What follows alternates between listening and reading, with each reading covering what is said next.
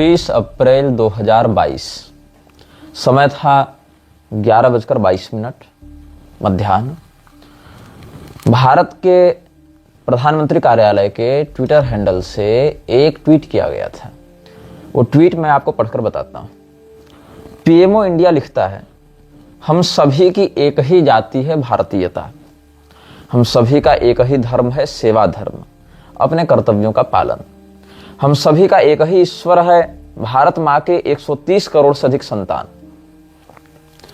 नारायण गुरु जी का one cast one religion one God आह्वान हमारी राष्ट्रभक्ति की भावना को एक आध्यात्मिक ऊंचाई देता है। किसने कहा? पीएम ने कहा। यहाँ पीएम शब्द से तात्कालिक प्रधानमंत्री नरेंद्र मोदी को समझा जाना चाहिए। और पीएमओ इंडिया के आधिकारिक ट्विटर अकाउंट से 11:22 26 अप्रैल 2022 को यह ट्वीट किया गया था। नारायण गुरु, ज्योतिबा फूले, बी.आर. अम्बेडकर जैसे लोगों की मंशा इस देश और समाज के प्रति क्या रही है और उसका क्या दुष्परिणाम इस देश को भोगना पड़ रहा है, इसके विषय में हम आपको आगे के अनुभागों में अवश्य बताएंगे। किंतु यहाँ पर 3 बिंदुओं पर आपको ध्यान देना चाहिए कि भारत के पीएमओ इंडिया के आधिकारिक हैंडल से यह बताया जाता है कि सबकी एक ही जाति है भारतीयता। 2-3 साल में ऐसा क्या हो गया कि उस भारतीयता वाली जाति पर निष्ठा न रखते हुए सरकार अब जातीय जनगणना की बात करती है। यदि सबकी एक ही जाति है भारतीयता, अगर इस कथन पर सरकार को स्वयं में भरोसा है, तो फिर अलग अलग जातियों के माध्यम से अलग अलग प्रकार के कानून क्यों बनाए जा रहे हैं? साथ ही अलग अलग प्रकार की जातियों के कथित हितों को ध्यान में रखते हुए उनको विशेष सुविधाओं से लाभान्वित अथवा वंचित रखने के पीछे क्या कारण है? और यदि आप अपने उन नीतियों को समुचित और न्यायपूर्ण मानते हैं, तर्कसंगत मानते हैं, तो ये नाटक करके सरकार क्या तमाशा दिखाना चाहती है? बात ऐसी है कि इस विश्व में कोई अज्ञात व्यक्ति अगर आपको कुछ कहता है तो आप उसका भरोसा एक बार कर सकते हैं, किंतु लोकतंत्र में सर्वाधिक अविश्वसनीयता सरकार की होती है। सरकार आपको सूचना देने के लिए नहीं, आपसे सूचनाएं छिपाने के लिए होती है। सरकार का सूचना प्रसारण मंत्रालय इसलिए नहीं बना होता कि आप तक सही सूचनाएं पहुंचाई जा सकें। उसका काम होता है आप तक वो सूचनाएं पहुंचाने से रोकना, ताकि सरकार के माध्यम से जो काम हो रहा है या जिस उद्देश्य से काम हो रहा है वो जनता तक न पहुंच सके, इसको रेगुलेट करना ही सूचना प्रसारण मंत्रालय का कार्य होता है। यदि सूचना प्रसारण मंत्रालय का काम आपके हितों के लिए होता तो भारत में आज अघोषित रूप से घर घर वेश्यालय नहीं चल रहे होते, इतने रील, इतने सॉफ्ट पॉर्न्स नहीं चल रहे होते, इतने प्रकार के विकृतिपूर्ण सीरियल और इतने प्रकार के विकृतिपूर्ण शो नहीं चल रहे होते। कारण क्या है? भारत का जो समाज है वो कमरे में कुछ और होता है, मंच पर कुछ और होता है, सड़क पर कुछ और होता है, संसद पर कुछ और होता है। यहाँ एक रूपता नहीं है। आपको बहुत से ऐसे देश मिलेंगे जहां वृक्षों का ही राज्य है, किंतु वहां पर एक बात आप देख सकते हैं कि वहां राजनीति आजीविका नहीं है। मतलब कोई अगर व्यक्ति सांसद है तो सांसद होना उसकी आजीविका नहीं है, उसका कैरियर नहीं है। उसको रोटी खाने के लिए कहीं दूसरे जगह पर कोई काम भी करना पड़ता है। जैसे कि बहुत से ऐसे देश हैं जहां यदि कोई सांसद है तो उसके बदले उसको कोई विशेष वेतन नहीं दिया जा रहा, अपितु उसको अपना घर चलाने के लिए डॉक्टरी करनी पड़ती है, प्रोफेसरशिप करना पड़ता है, या और भी उसके पास जो साइड टैलेंट है, कोई और उसमें कला है, कोई विशेषज्ञता है, तो उसका वह प्रयोग करके अपना जीवन निर्वाह करता है। हालांकि ऐसे देश बहुत कम हैं, लेकिन ऐसे भी हैं। भारत में क्या है, राजनीति न केवल एक व्यक्ति विशेष का कैरियर है, अपितु उसके दंभ अहंकार को एक मंच प्रदान करते हुए उसकी कई पीढ़ियों को इसी माध्यम से धनार्जन के लिए संगठित और तैयार करता है। यह भारत की राजनीति का वर्तमान स्वरूप है। अब हम सभी का एक ही ईश्वर है, भारत माँ के 130 करोड़ से अधिक संतान, ये नरेंद्र मोदी ने कहा। नरेंद्र मोदी ने क्या कहा? 130 करोड़ से अधिक संतान जो भारत माँ के हैं वही ईश्वर हैं। अब सभी ईश्वर हो गए, सभी आराध्य हो गए, आराधक कौन बचा? कोई नहीं बचा। तो मुसलमान तो ये बात मानने से रहा। मुसलमान के लिए ऐसा कहना तो मृत्युदंड के समान अपराध है। ईसाई भी नहीं मानना, सिख भी नहीं मानेंगे, बौद्ध जन कोई नहीं मानेंगे। मानेगा कौन? वह हिंदू जो अपने ही मूल परंपरा से दूर जाकर नेताओं को ही अपना सर्वस्व मान बैठा है, सर्वोच्च संरक्षक मान बैठा। वो कहेगा हाँ ठीक है, यही सही है। तो नेता अगर कह दे कि तुम उठ जाओ तो हिंदू कहेगा ठीक है, नेता कहेगा बैठ जाओ तो हिंदू कहेगा ठीक है। अब रही बात सेवा धर्म, अपने कर्तव्यों का पालन। अपना कर्तव्य, कर्तव्य कौन निर्धारित करता है?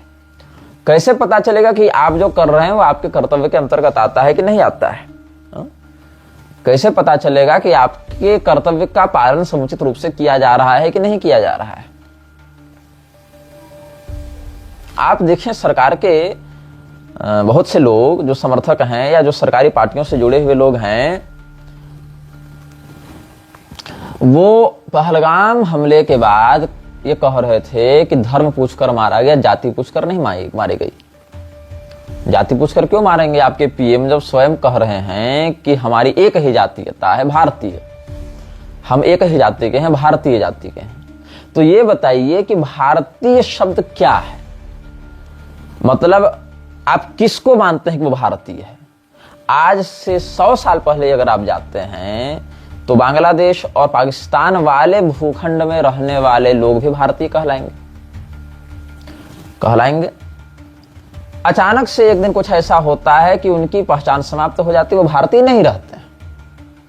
आज अगर कोई अन्य भूखंड भारत की वर्तमान सीमा में जुड़ता है तो वो भी अचानक से भारतीय हो जाएगा, या वहां से टूटता है तो भी अचानक से भारतीय हो जाएगा। मतलब एक ऐसी पुस्तक जिसको कुछ लोगों के द्वारा बैठकर लिखा गया, जिसके अधिकांश विषय आपत्तिजनक, अन्यायपूर्ण और कुतर्क संगत हैं, उसके द्वारा किसी एक व्यक्ति के भूखंडीय स्थिति या मान्यता प्राप्त प्रपत्र की स्थिति के आधार पर उसको भारतीय माना जाएगा या नहीं माना जाएगा। लेकिन उस कागज के टुकड़े से क्या उसमें वह भावना भी बन रही है? क्योंकि पाकिस्तान और बांग्लादेश के बनने के पीछे मूल अवधारणा यही थी कि वो स्वयं को भारतीय नहीं मान रहे हैं। जो लोग पाकिस्तान की मांग कर रहे थे, बांग्लादेश तो खैर बाद में बना, लेकिन मूलतः जो पाकिस्तान की मांग कर रहे थे, ऐसे लोग क्या स्वयं को भारतीय मानते थे?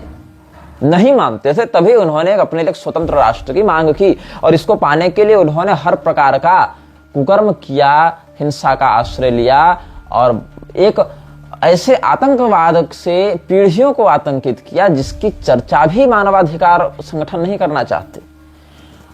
कहीं पर तबरेज के मरने पर, रोहित वेमुला के मरने पर जितना अधिक वैश्विक, या एलन कुर्दी के मरने पर जितना अधिक वैश्विक आंदोलन हो जाता है, विभाजन का दंश झेलते हुए लाखों हिंदुओं के मरे हुए शरीरों पर मानवाधिकार के नेत्रों से एक बूंद आंसू नहीं टपकती।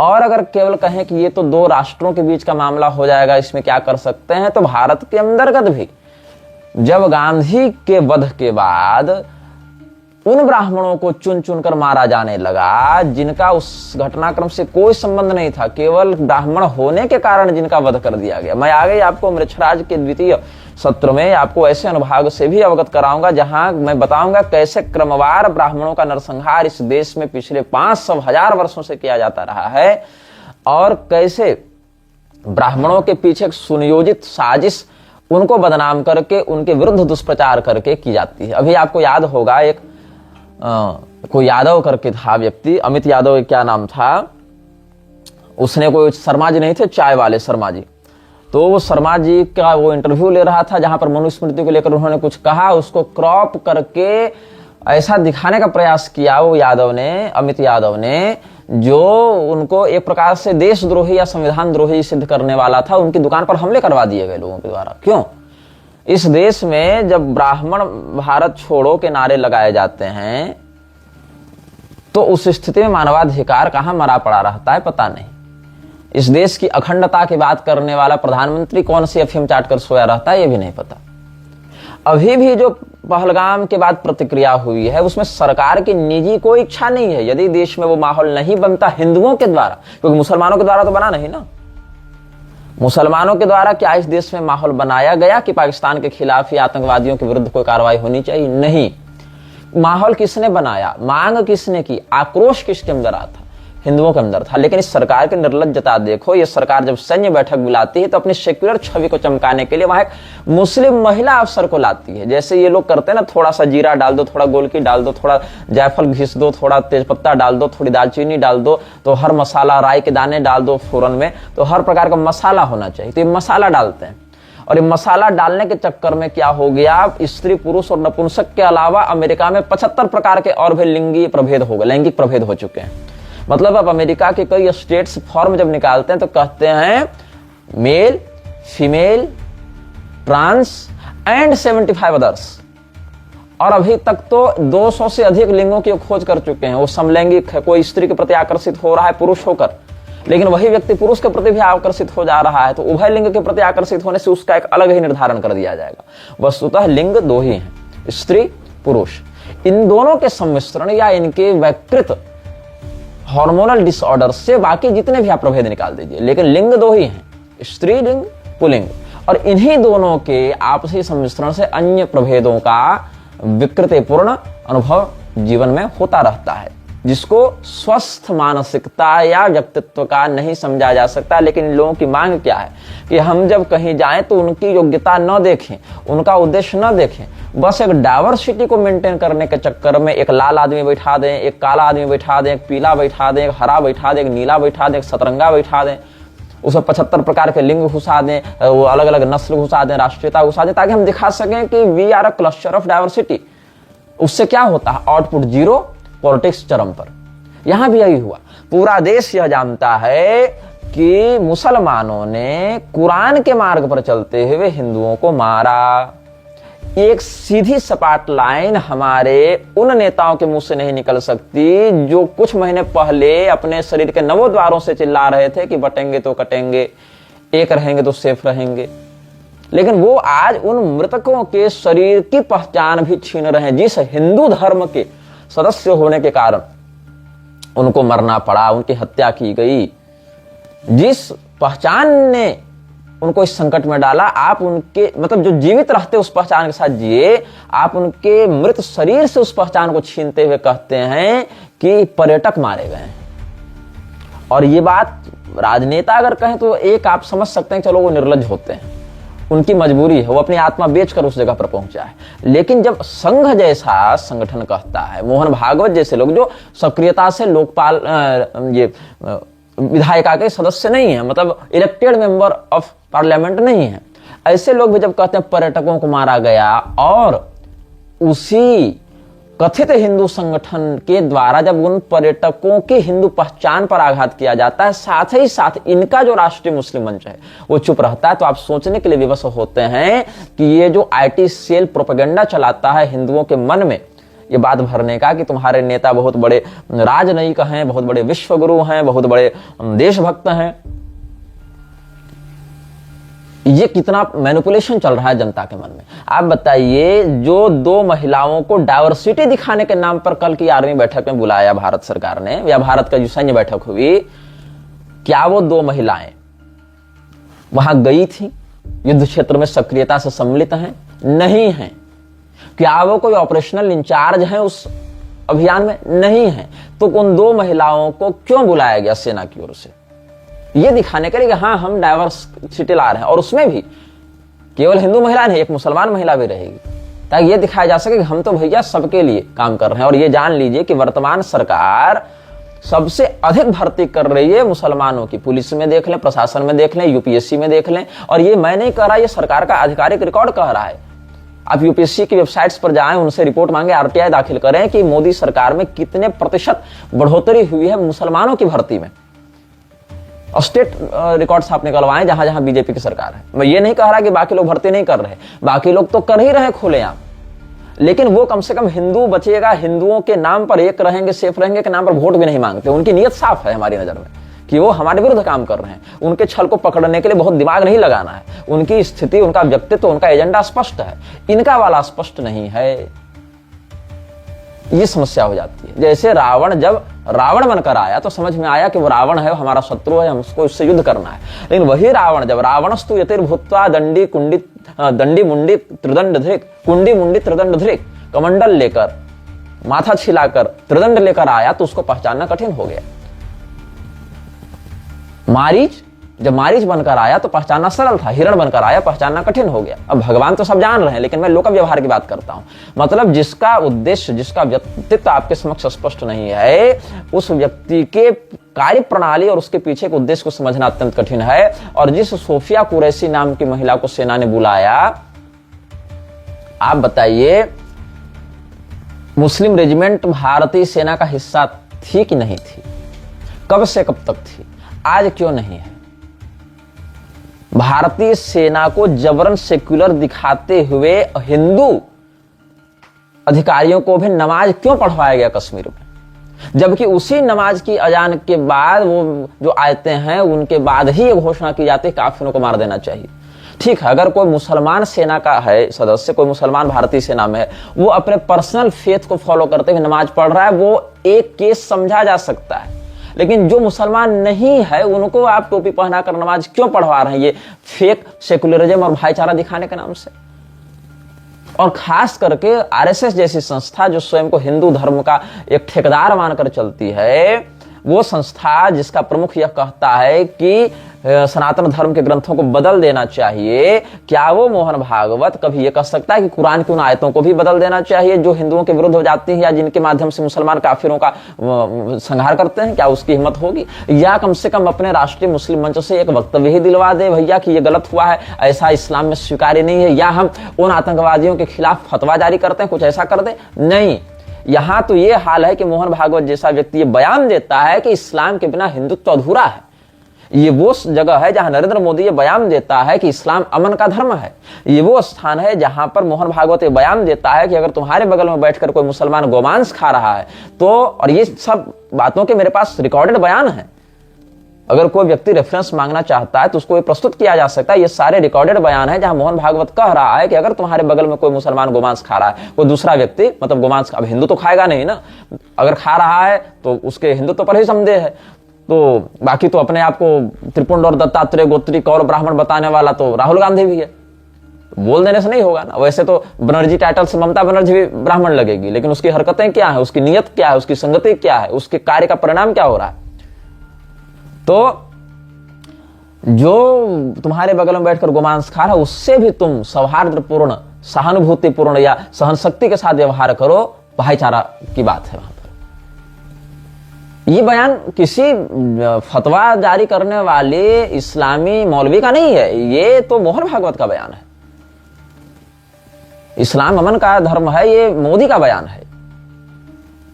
और दुर्भाग्य तब होता है जब हिंदुओं के कथित अखाड़े जैसे कि जूना, जैसे कि निरंजनी, इसके लोग खुलेआम मुसलमानों से मंच पर गले मिलते हैं, मुसलमानों को प्रमोट करते हैं, मुसलमानों के साथ कुरान का आदान प्रदान करते हैं, और मंच पर अवधेशानंद कहता फिरता है कि प्यार वेद और हमारे वेद, गीता, पुराण और ये प्यारे कुरान, पवित्र बाइबल, मतलब सबको एक साथ रखकर वो देखता है। मतलब ये आप मुसलमानों का जो मौलवी है वो कट्टर मुसलमान है, लेकिन आपके जो धर्मगुरु अखाड़े वाले बन रहे हैं या जो कथित हिंदुओं के नेता बन रहे हैं वो हिंदू नहीं है, वो सेक्युलर है। मतलब सिखों का ग्रंथी सिख है, ईसाइयों का पादरी ईसाई है, मुसलमानों का मौलवी मुसलमान है, और जो जैनियों के जो मुनि है वो जैन है, बौद्धों के लामा बौद्ध है, लेकिन हिंदुओं के धर्मगुरु सेक्युलर है। उनको गीता नहीं चाहिए, इनको पुराण नहीं चाहिए, इनको स्मृतियां नहीं चाहिए, इनको आगम नहीं चाहिए, इनको कुरान, बाइबल, गुरु ग्रंथ, धम्मपद, पौम चरित्र, ये सब चाहिए। इनको कुरान, बाइबल सब चाहिए हिंदुओं को। आप एक अस्तित्व की ऐसी लड़ाई में हैं जहां आपके ही लोग आपके मूल पहचान को आपसे छीनने का प्रयास कर रहे हैं। इसके बाद मैं आपको कुछ बताना चाहता हूं कि कैसे नैरेटिव सेट किया जा रहा है। बहुत से लोगों ने एक शोध करके हमको भेजा था, हमारे बहुत से पाठक भी, दर्शक भी, प्रबुद्धगण भी भेजते रहते हैं कि इस दृष्टिकोण से भी विचार किया जाए, इस समय ये हुआ था, इस समय ये हुआ था। मैं आपको कुछ सिलसिलेवार बता रहा हूं। सनातन धर्म को विकृत करने के लिए संघ कैसे लगा है, इस पर हम बहुत लंबी श्रृंखला चलाने वाले हैं। जिन लोगों को वो श्रृंखला सुनने में मतलब अभी तो विलंब है उसको आने में, थोड़ा हमको लगता है कि 8-10 एपिसोड के बाद वो विषय आएगा, और तब तक आप स्वामी करपात्री जी के पुस्तक आरएसएस और हिंदू धर्म, इसको आप पढ़ सकते हैं। और उस पुस्तक में जो बातें कही गई हैं उसकी सैद्धांतिक आप विचारधारा से अवगत हो सकते हैं। और जिनको उतना समय नहीं है या उतना बौद्धिक स्तर जिनका नहीं है, उनके लिए हम वक्तव्य, उस आरएसएस पर एक अलग से मेरी श्रृंखला आएगी। श्रृंखला ब्राह्मणों के नरसंहार पर भी आएगी, श्रृंखला भारत में गोहत्या के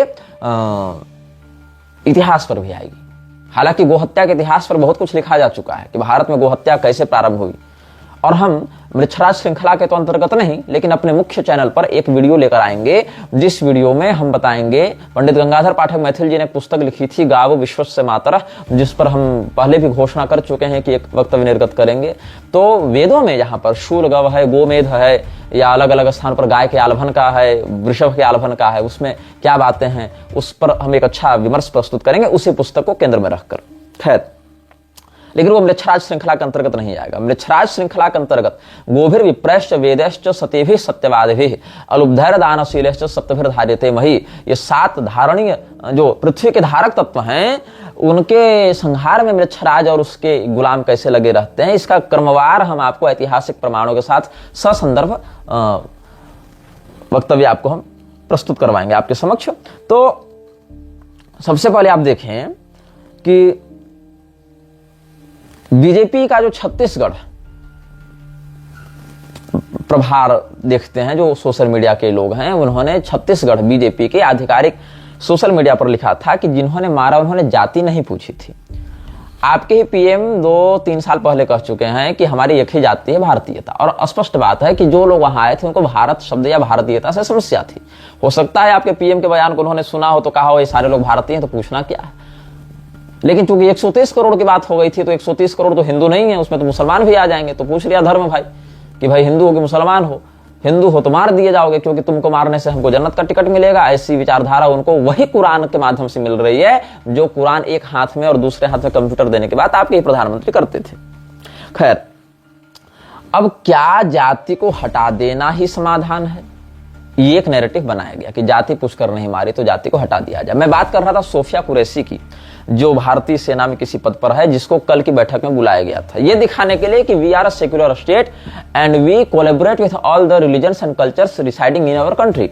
तो जितने भी कल्चर को आप लेकर चलना चाहते हैं, जितने भी कथित धर्म को आप लेकर चलना चाहते हैं, सबके मेंबर्स वहां पर रहेंगे। हालांकि वो महिला युद्ध क्षेत्र में नहीं गई है, जहां तक मुझे जानकारी, किसी ऑपरेशन की हेड भी नहीं है, फिर भी उसको बैठा दिया गया, ये दिखाने के लिए कि हम महिला को भी लेकर आए, मुसलमान को भी लेकर आए, तो हम एक देश हैं, अखंड हैं।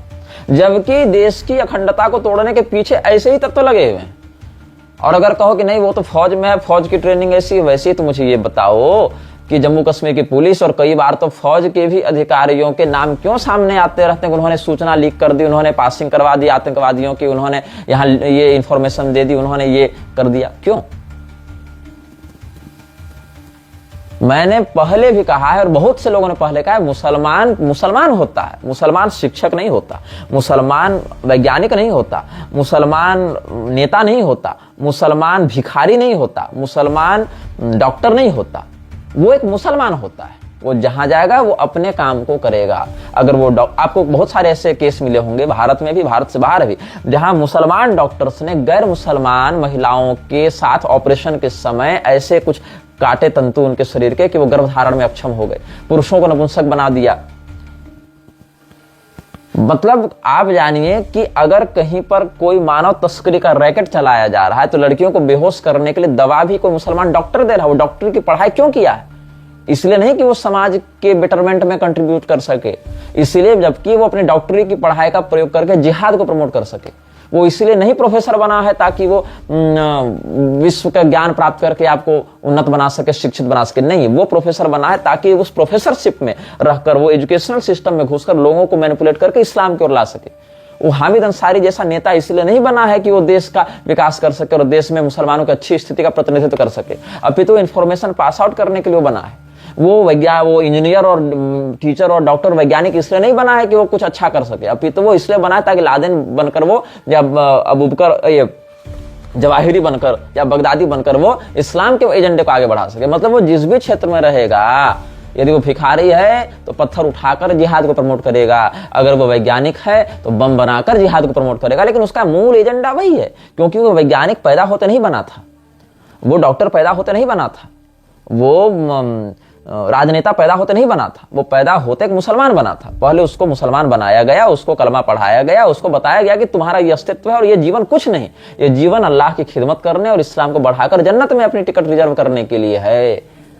ये उसको बचपन से बताया गया। और वो डॉक्टर या इंजीनियर या वकील या जज या मुसलमान, वो आपने जज का अभी मेरे नाम लिया, कितने सारे ऐसे आपको केसेज मिलेंगे जहां मुसलमान जज ने मुसलमान आरोपी को छोड़ दिया।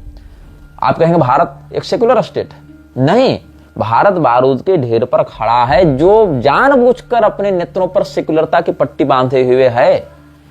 आपके मस्जिद प्रेयर हाउस नहीं है, वो अवैध हथियारों को गुप्त रूप से रखने के लिए और लोगों के मन में आतंकवाद की विचारधारा भरने के अड्डे हैं।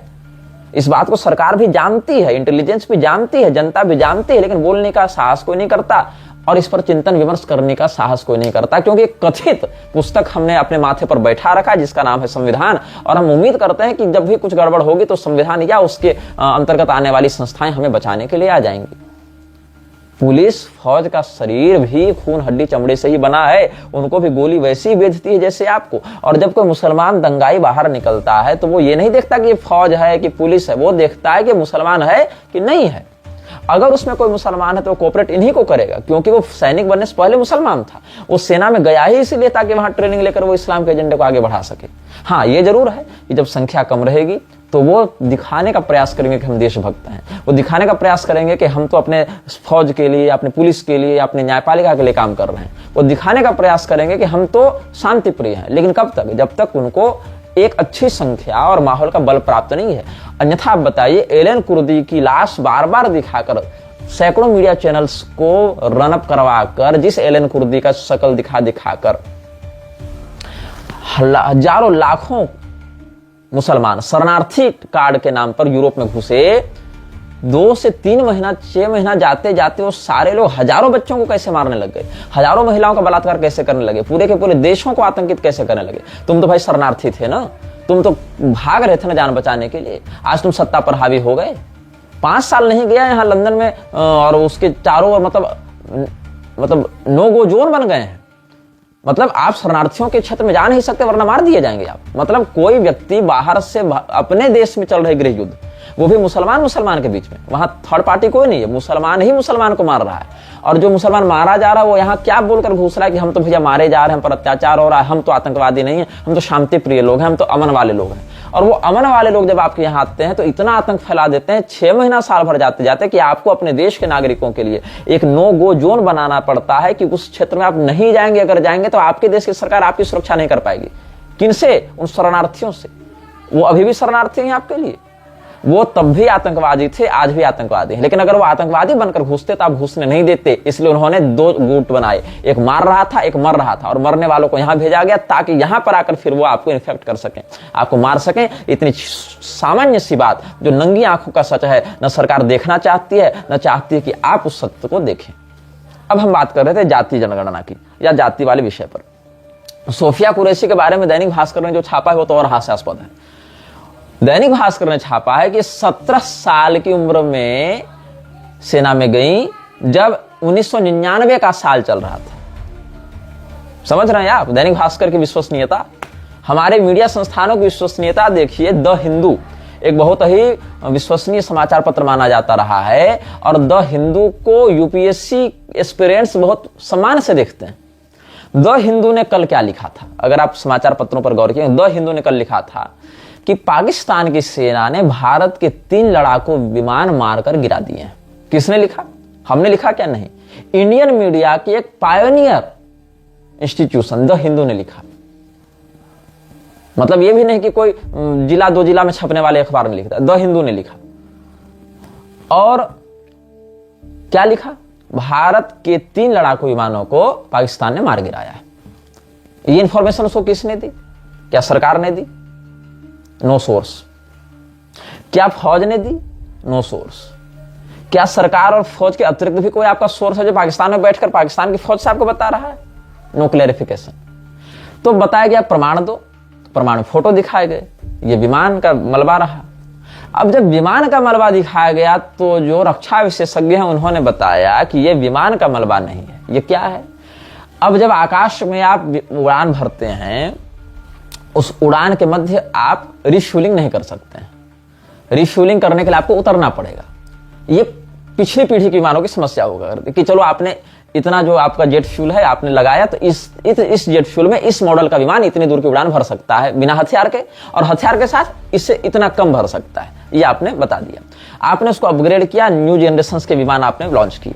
तो उसमें एक फैसिलिटी लगाई गई कि आप अपनी टंकी तो भर कर जाएंगे ही, साथ में एक अतिरिक्त टैंक ऑफ फ्यूल लेकर जाएंगे और हवा में ही रिफ्यूलिंग करेंगे और जो खाली टंकी उसको छोड़ देंगे, क्योंकि उसके वजन से आपकी गति में असर पड़ सकता है, इसलिए उसको गिरा देंगे। तो वो जो है रिफ्यूलिंग टैंक्स गिरे हुए हैं जिनकी उपयोगिता फिर नहीं रहती है, हालांकि वही पैसे से ही आया है। लेकिन जहां पर आप 100 करोड़ का काम कर रहे हैं वहां पर आप 5 लाख 10 लाख का बजट मायने नहीं रखता आपके लिए, क्योंकि वो उसी एक्सपेंडिचर का हिस्सा है, उसी सैन्य खर्च का हिस्सा है।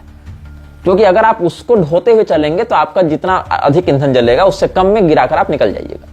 तो उसी वेस्ट मटेरियल को जिसको डिस्कार्ड कर दिया गया जेट से, उसको दिखाकर बता रहे हैं कि विमान ही उड़ा दिया गया।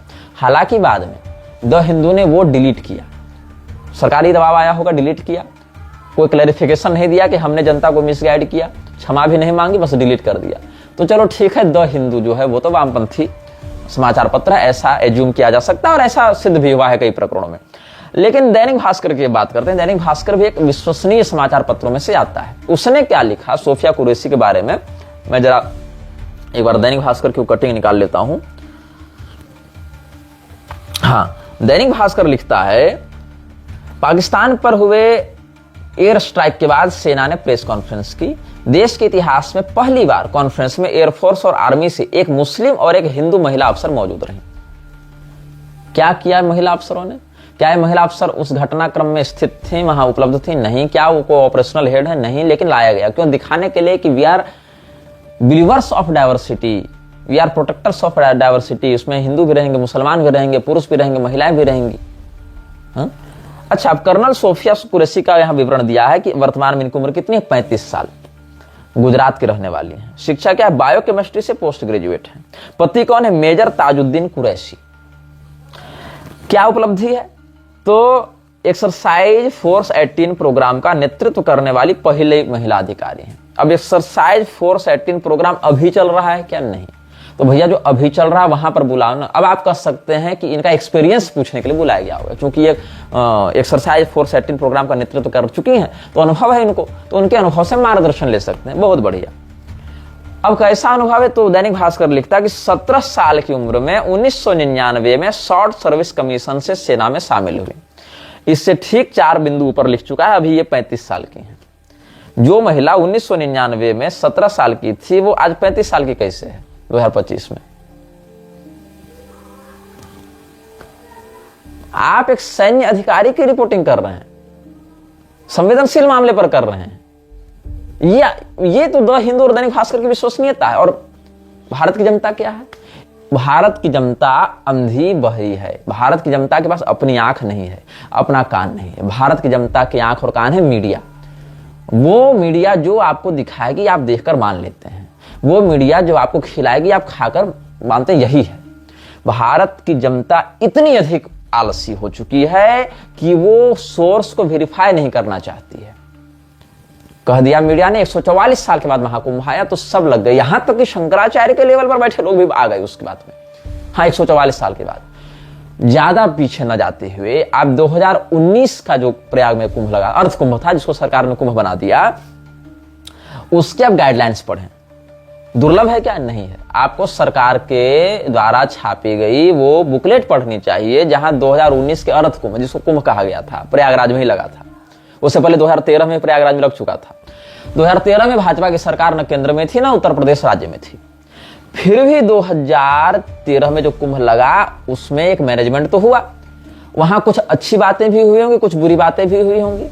तो उस समय जो घटनाएं घटित हुई उसकी रिपोर्ट तैयार करके फिर आदित्यनाथ की सरकार ने छापा 2019 के कुंभ का गाइडलाइन कि हम ये जो आयोजन कर रहे हैं इसमें हमको किन बातों का ध्यान रखना है, किन बातों से सीखना है, क्या हमको इसमें और बेहतर करना है, जो कि कोई भी सरकार आयोजन से पहले करती है। एक आपके घर में एक छोटा सा कार्यक्रम, आप मतलब एक बच्चे का मुंडन करें या कुछ गृह प्रवेश किया है तो अपने रिश्तेदारों को बुलाएं, तो एक छोटी आप भोज भंडारे की पार्टी रखें। उसमें भी आपको बहुत कुछ प्लानिंग करनी होती है कि हमारे यहाँ 100, 150, 200 आदमी आ रहे हैं भोजन करने, तो क्या बनना है, कैसे क्या स्वागत करना है। यहाँ तो पूरा का पूरा एक आप इतना बड़ा उत्सव कर रहे हैं, कुंभ जैसे आयोजन को कर रहे हैं, तो कितनी बड़ी प्लानिंग चाहिए। तो सरकार क्या करती है, पहले क्या क्या हुआ उससे हम क्या क्या सीख सकते हैं, पहले क्या क्या गलती हुई उसको नहीं दोहराना, इसको लेकर एक बैठक करेगी, बुकलेट तैयार करेगी और वो बुकलेट प्रधान अधिकारियों को दी जाएगी कि आप इसको देखिए, पढ़िए, समझिए क्या स्थिति है। ठीक है। 2019 वाले कुंभ की जो बुकलेट तैयार की गई थी उसमें 2013 का रेफरेंस दिया गया कि भाई इतना साल पहले ये लगा था, इसमें ये अच्छा हुआ, ये बुरा हुआ, भगदड़ ना हो, लोगों को क्या समस्या थी उसका हम इस बार समाधान कर देंगे, ये सब किया। उसमें भी सरकार ने कहा है कि 2013 वाला जो था वो 144 साल के बाद लगने वाला कुंभ था। आप उस बुकलेट को पढ़ें, मैंने स्क्रीनशॉट भी सार्वजनिक किया है अपने मुख्य चैनल पर उसका फोटो लेकर। अच्छा, उससे पहले जावे 1977 वाले को भी महाकुंभ कहा गया था, 144 साल बाद वाला। तो देखिए सर जी, ऐसा है कि हर कुंभ किसी न किसी कुंभ की तुलना में 144 साल के बाद पड़ेगा। ऐसे देखिए 144 भी पूरा नहीं पड़ता है, बृहस्पति के अतिचारी होने के कारण जो है 143 साल ही पड़ता है, वो भी 144 पूरा नहीं होता है। मतलब आप पिछले 100 साल का ही आंकड़ा देख लें तो कम से कम मीडिया प्रमाण जो मेरे पास है, और भी होंगे लेकिन जो मेरे पास है वहीं पर आप देख लें तो 144 साल वाला जो नाटक है वो कम से कम 4 बार तो आया ही है, जबकि वो भी 143 साल ही पड़ता है। लेकिन शंकराचार्य के लेवल के लोग भी जब इसकी पुष्टि नहीं करते हैं और सरकार के इस मीडिया प्रोपेगेंडा में आ जाते हैं तो सोचे कि इस समय कितना भीषण असत्य बोला जाता रहेगा। सेना के साथ पूरी सहानुभूति है, सेना के आतंकवाद निरोधी अभियानों के साथ पूरी सहानुभूति है, समर्थन है, सम्मान है, सब है। लेकिन देश के नागरिकों को जबरन ये जो सेक्युलरता की जो घुट्टी चटाई जा रही है, जबकि वो जानते हैं एक और यदि आप सेक्युलर ही दिखना चाहते हैं तो सेक्युलर का अर्थ धर्म निरपेक्ष होता है, न कि सेलेक्टिव होता है। फिर आपको कोई ये दिखाना नहीं कि हम हिंदू को बुला रहे हैं कि मुसलमान को बुला रहे हैं, आपको कोई मतलब नहीं होना चाहिए कि मेरे पास जो कर्नल है वो हिंदू है कि मुसलमान है, यदि आप सेक्युलर हैं। लेकिन आप ये जो डाइवर्सिटी के नाम पर दिखा रहे हैं ना कि हम सेक्युलर हैं, हम हिंदू हैं, मुसलमान हैं, ये गलत है फिर। और यदि आपको वही करना है तो कम से कम ये कहने का साहस रखिए कि पहलगाम में मरने वाले पर्यटक नहीं थे, वो हिंदू थे। उनको मारा गया पर्यटक होने के कारण नहीं, उनको मारा गया हिंदू होने के कारण।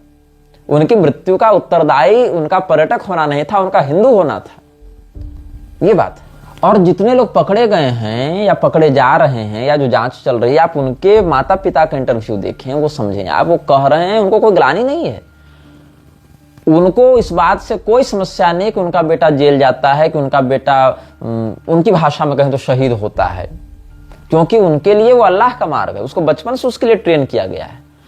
और हमारा जो मीडिया संस्थानों का नेटवर्क वो दिखाने लगा है कि उसको स्कूल नहीं जाने मिला इसलिए आतंकवादी बन गया, उसको इस समय पैसा नहीं मिला तो आतंकवादी बन गया, उसके घर बिजली नहीं आती थी तो आतंकवादी बन गया। अरे भाई, हिंदू क्यों नहीं बन पा रहा है आतंकवादी? हिंदू के घर में भी तो बिजली नहीं आ रही होगी ना, उसके घर भी तो पानी की समस्या होगी ना, उसके बच्चे भी तो अच्छी शिक्षा से वंचित होंगे ना, उसके बूढ़े माता पिता भी तो चिकित्सा के अभाव में मर रहे होंगे ना। वो क्यों आतंकवादी नहीं बन पा रहा है कि दूसरे को जाकर धर्म पूछ कर गोली मार दे रहा है? और अगर आपके पास बिजली नहीं आ रही है तो आप बिजली विभाग पर अगर आप कुछ हिंसात्मक कार्रवाई करते हैं, समझ में आता है कि आपके घर में बिजली नहीं थी, आपको बिजली विभाग से समस्या थी। उस पर्यटक से जो हिंदू है उसकी हिंदू पहचान से आपको बिजली के कारण समस्या क्यों होने लगी? पानी और शिक्षा के कारण समस्या क्यों होने लगी? बताइए। क्योंकि आपकी समस्या की उत्प्रेरणा आपकी उस पुस्तक में है जिसको आप कहते हैं कुरान। उस पुस्तक के द्वारा आपके सॉफ्टवेयर को कंट्रोल किया जा रहा है और उसी पुस्तक को आपके एक हाथ में देकर आपको संपन्न बनाने की बात आपकी सरकार करती है।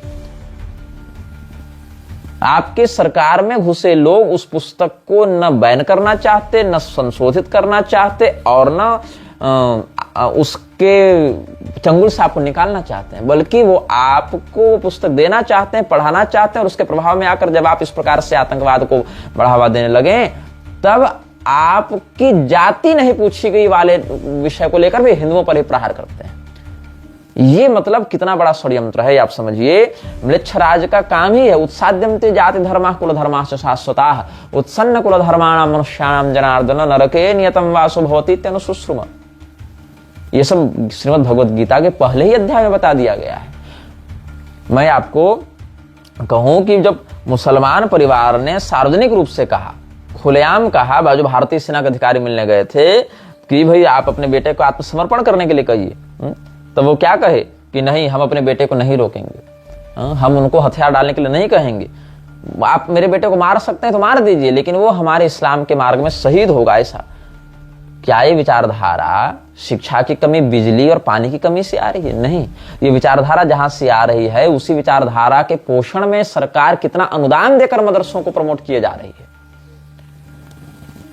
और ये प्रमोशन वही रह जाता है। पार्टियां बदलती रहती हैं लेकिन उनको मिलने वाले लाभ नहीं बदलते, उनको दिया जाने वाला प्रोत्साहन नहीं बदलता।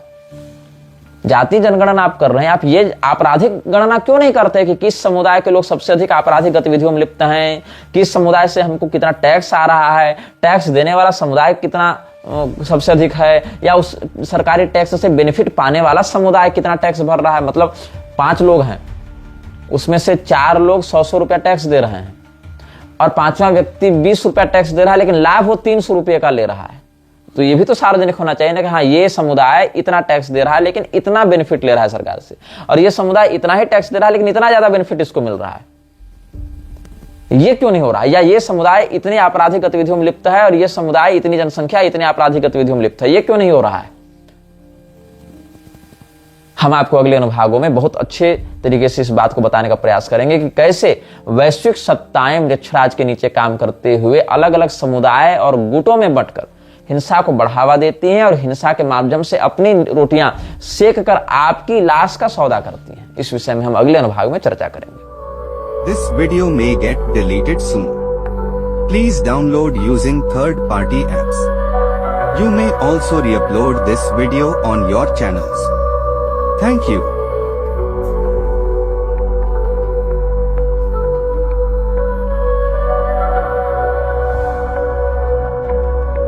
यह वीडियो जल्द ही हटा दिया जा सकता है। कृपया थर्ड पार्टी ऐप्स का उपयोग करके डाउनलोड करें। आप इस वीडियो को अपने चैनल पर फिर से अपलोड भी कर सकते हैं।